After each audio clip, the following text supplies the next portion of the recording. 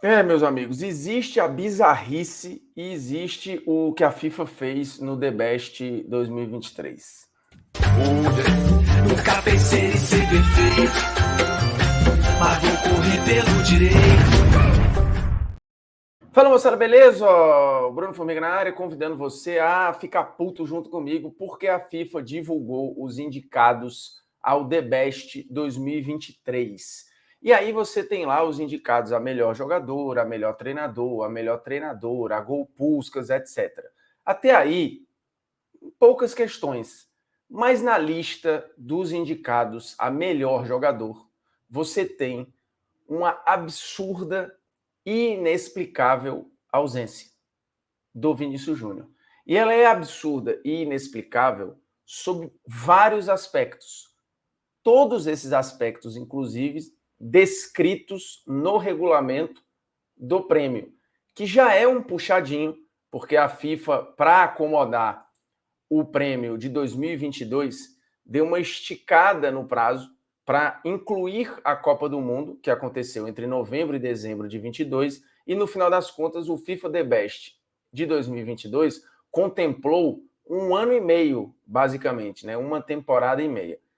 Dito isto, o prêmio de 2023 vai contemplar meia temporada, de dezembro de 22, mais especificamente do dia 19 de dezembro de 22, um dia após a final da Copa do Mundo, até 20 de agosto de 2023. Ou seja, a Copa do Mundo, no regulamento, não entra na avaliação da FIFA para o prêmio de melhor do mundo de 2023.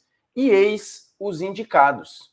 Alguns nomes óbvios, outros bastante questionáveis. A lista tem, para começar, Julian Álvares e Brozovic. O Julian Álvares jogou muito na Copa, é verdade, ganhou tudo com o Manchester City, porém é reserva da equipe e teve números apenas ok, bem discretos, entre 19 de dezembro de 22 e 20 de agosto de 23. Um reserva do Manchester City. Pode estar entre os indicados? Até poderia. Ganhou tudo, é um garoto, fez gols importantes, mas o problema é ele estar e o Vinícius não está, tendo jogado mais que o Julian Álvares em qualquer recorte, à exceção da Copa do Mundo, que, legalmente falando no regulamento, não entra na avaliação. Brozovic não foi o melhor jogador nem da Inter de Milão, foi reserva em vários momentos. A Inter, por exemplo, teve no Barella um jogador muito mais importante e muito mais titular do que o Brozovic, que talvez esteja aqui pelo conjunto da obra, por de novo ter sido o cara que mais correu na Copa, mesmo sendo um fumante, né? Mas não há embasamento nenhum para ele estar aqui. Ainda mais com o Vinícius Júnior fora. E aí você tem outros indicados. De Bruyne e Gundogan, ok, viraram o ano jogando muito bem. Haaland e Rodri viraram o ano jogando muito bem. Aqui a gente está falando do artilheiro da Premier League, artilheiro da Champions, que inclusive fez jogos bem legais no mata-mata, né? Igualando o recorde histórico na Champions, fazendo gols importantes lá na Premier League. É óbvio que o Haaland ia estar, é óbvio que o Rodri ia estar. O Kvaratskhelia acho que tem um reconhecimento legal de toda a história do Napoli aqui, e o janeiro dele, a partir de janeiro, fevereiro e tal, muito bom no campeonato italiano, por mais que talvez tenha deixado a desejar um pouco no mata-mata, mesmo na fase aguda da Champions. O Mbappé, acho ok que esteja aqui, não acho nenhum absurdo. O Osimhen, também acho que ok, está por aqui, foi um dos destaques, se não mais importante até que o Kvaratskhelia no Napoli, tão importante quanto, enfim, dividiram o protagonismo de uma história muito legal na temporada e que, ok, está aqui. O Messi, pela Copa do Mundo, ele nem poderia estar aqui. Ele está pelo voto automático. É óbvio que o que a Copa ele protagonizou na Copa está aqui, mas é bizonho que ele esteja se a Copa tiver contado, porque no regulamento não pode contar. E aí você pode até tentar fazer um malabarismo e falar, putz, mas ele foi para os Estados Unidos, teve um impacto absurdo e fez uma série invicta, ganhou pelo título da história do clube, quadruplicou, quintuplicou o preço dos ingressos. Se você quiser forçar muita barra para falar, putz, a FIFA está olhando para uma ampliação de mercado, mas mesmo assim não tem muita justificativa. O Rice é brincadeira, né? O Rice foi destaque do West Ham, campeão da Conference League, jogou muito, é verdade, mas se você quiser botar bons jogadores do futebol inglês, ou da Premier League, ou alguns destaques. O Odegaard, por exemplo, jogou muito mais do que ele e não está aqui. E o Bernardo Silva, eu acho justo que esteja. O absurdo dessa galera estar presente, Rice, como eu disse mais acima, os caras como Brozovic, Julian Álvares, o bizarro deles estarem aqui é o Vini estar fora.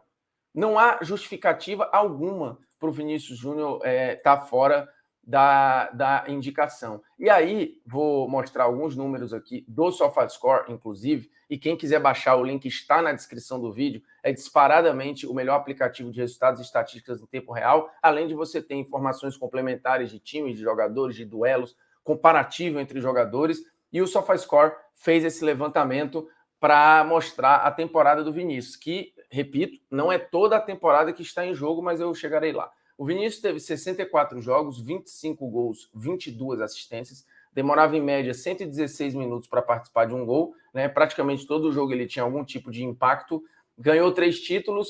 O Vinícius Júnior ele liderou, contando as 5 principais ligas europeias, dribles certos, duelos ganhos, faltas sofridas, e esteve no top 5 de envolvimento em grandes chances de gol, e o terceiro em assistências, contando as grandes ligas, ficando atrás apenas de Kevin De Bruyne e Lionel Messi. Porém, como eu disse, o recorte ele ia de 19 de dezembro de 22 a 20 de agosto de 23. Neste recorte, o Vinícius Júnior se envolveu em quase 30 gols, se a gente pegar gols e assistências. Teve atuações muito impactantes no Campeonato Espanhol e na Liga dos Campeões da Europa, que eu e Vitor Sérgio Rodrigues, por exemplo, e alguns lá na TND, consideramos o Vinícius o melhor jogador da Champions, mesmo ele parando na semifinal.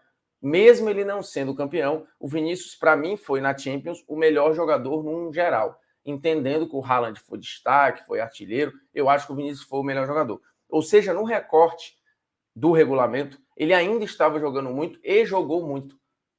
Ele tinha bola para estar aí.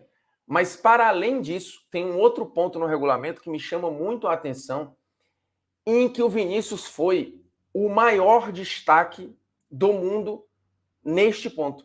E mesmo assim ele ficou fora da lista e eu vou chegar lá para a gente olhar o que está escrito no regulamento, para não dizer que, o Formiga está forçando a barra e não sei o quê. Não é. A gente vai ver aqui o regulamento do prêmio 2023. E aí você tem o artigo 2 aqui, falando do período. O período de consideração do prêmio é o que a gente já citou aqui no vídeo várias vezes. 19 de dezembro de 22 a agosto de 23. E aí está incluso para o melhor jogador, para o melhor técnico, para o melhor goleiro. E aí tem um outro recorte para melhor jogadora, melhor treinadora, etc., que é de 1º de agosto de 22 a 1º de agosto de 23, considerando toda a temporada europeia, porque como não teve Copa do Mundo Feminina no ano passado, não impactou no calendário. Então tem essa mudança. Aqui tem o critério.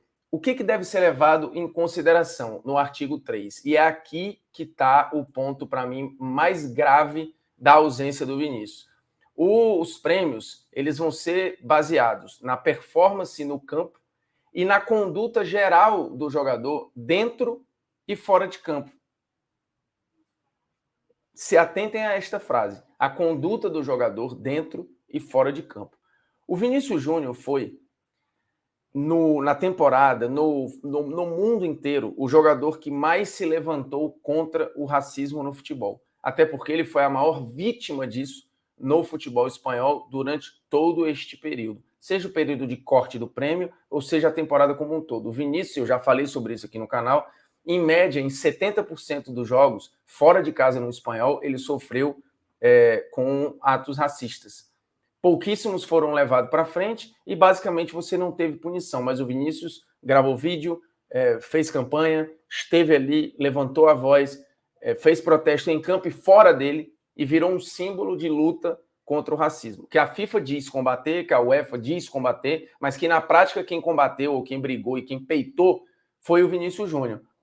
Ou seja, o comportamento, a conduta do Vinícius dentro e fora de campo foi absolutamente necessária e digna de aplausos. Ele fez algo muito grandioso na conscientização e na batalha de algo que no esporte muita gente tenta fingir que não existe ou tenta normalizar. E o Vini foi lá e tacou o dedo na ferida, até porque ele foi ferido. E aí o resultado disso é, com o desempenho dentro de campo excepcional e com uma conduta fantástica dentro e fora de campo, o Vinícius foi premiado ao ficar fora da lista. Que a própria FIFA diz levar em consideração a conduta extracampo e dentro do campo. E nenhum jogador no futebol mundial, neste recorte, teve uma conduta mais impactante, importante e necessária que o Vinícius Júnior.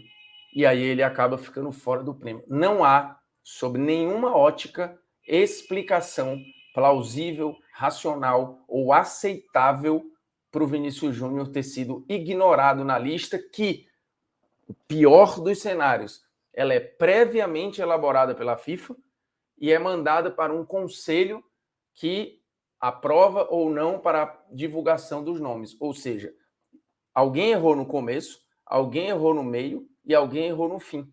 Ninguém foi incapaz de olhar e falar, gente, isso aqui está errado. Está errado sob vários aspectos. Está errado do ponto de vista técnico, está errado do ponto de vista simbólico, está errado do ponto de vista do comportamento, da conduta, da relevância e da importância para o jogo que nós dizemos defender e dizemos proteger do racismo. E não tem acontecido. É bizonho o que a FIFA fez, é um tiro na própria credibilidade de um dos prêmios mais importantes do futebol mundial. Não tem como.